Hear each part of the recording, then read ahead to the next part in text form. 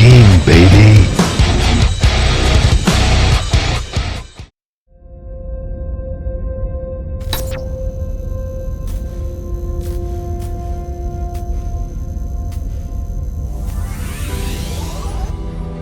Revenge of the Savage Planet has been an absolute blast, honestly. I decided to start it up and play it the entire time that I've played so far with my son, split screen, which is awesome that it's even possible. Journey to the Savage Planet to Revenge of the Savage Planet is kind of like Destroy Humans to Destroy All Humans 2. Bigger, it's better in every way. And it has split screen co-op, which just makes it 10 times better, as well as online co-op, so I hope to play that with some people as well. The third person makes everything 10 times more funny. There's more enemies, there's more challenge. Actually kind of a more difficult game than the first one in a lot of ways. You can get an ability to negate all fall damage super early on, which is kind of nice, because there's a lot more verticality this time around. Not necessarily in the sense of like Journey to Savage Planet, you get later on, you're like really high up, you can fall back to like a super early points in the game. This one, there's just a lot of really high up locations, even just in the early area of the game.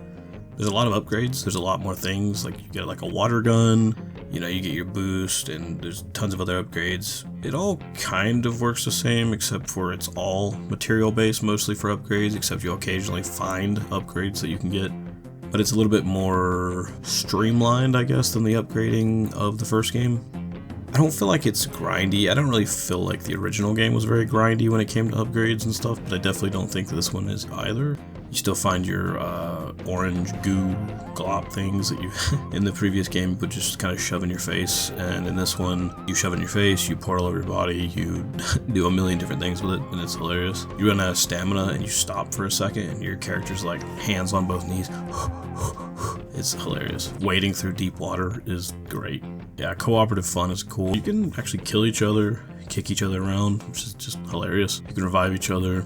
I feel like there's a lot more environmental hazards than there used to be. I'm assuming you can probably use most of those to your advantage at some point. You don't seem to be able to just grab things off plants, but I guess in the first game you had to get something to be able to grab stuff off plants, then later you had to get stuff to be able to just hold those items, so I guess that makes sense. I love the space trailer customization and the way all that stuff kind of works.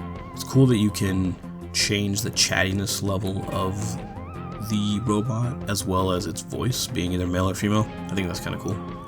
It's, in a lot of ways, it's very much Journey to the Savage Planet, but just better, right? Like, it's just better. The music's also really good, locations are cool. I'm excited to see more when it comes to all the other locations and planets, enemy variety. I've already ran into some pretty tough enemies, and the mechanic of like wrangling the wildlife and capturing it is interesting and kind of cool. There's a lot more enemies with a lot more strategy to taking them out. I mean, there was a handful of those in the original game as well, but you're encountering those kind of enemies way sooner. The raccoons, I feel like, are way more aggressive than the puffer birds were. They also use the exact same sound that they did in the original game for the raccoons as they did the puffer birds, which I think is hilarious. There's like, I don't know what these things are. I don't think I've scanned them, but they're like these crazy fire things that just run at you and attack you in swarms, and they have like fire effect everywhere. It just kept knocking down my son, and I had to keep reviving him, and he kept getting stuck in that area because they leave a pool right where you are, so like you go to revive them, and then as soon as you stand up you're taking damage, so if you don't move or jump out of the way, then it's like you're just gonna go back down. And those things are annoying. There's a lot more flying enemies to fight, like, there's just a lot more variety. They took the, I guess, sparsely hidden gelatinous cubes from the original game and gave them eyeballs, and if you shoot them they keep duplicating and they don't seem to be killable at all, which is interesting. You got like these tree type things that are like the gates that you had to feed puffer birds to before, except you now gotta find like these slugs to throw in their mouth, which I guess adds more variety to that. I haven't been able to dive in water yet. I mean, I do, and I go down there for a couple seconds, then come back up, but it's cool that you can swim, and like there's deeper water than there was before. That's kind of cool. I like that. Yeah, I don't know, I just feel like there's a lot more to the game, there's a lot more variety, there's just a lot more game in general. And I have a feeling 100%ing it like the original is going to take twice as long, so like the original, I feel like I probably put 30 plus hours 100%ing it. Oh, this one's going to be long, I'm going to play this game for a minute, and I'm going to enjoy every second of it. Yeah, I mean, that's just kind of my first impressions of Revenge of the Savage Planet, and shout out to Alex Hutchinson, Reed Schneider, Raccoon Logic.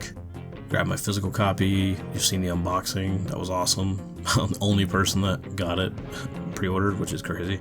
Also, shout out to our podcast, the Quad Damage Podcast, where we will be talking to Alex Hutchinson soon in an episode, so look forward to that. So yeah, thank you very much. Thank you for hopping in and listening to my first impressions, and I hope to talk more about Savage Planet in general.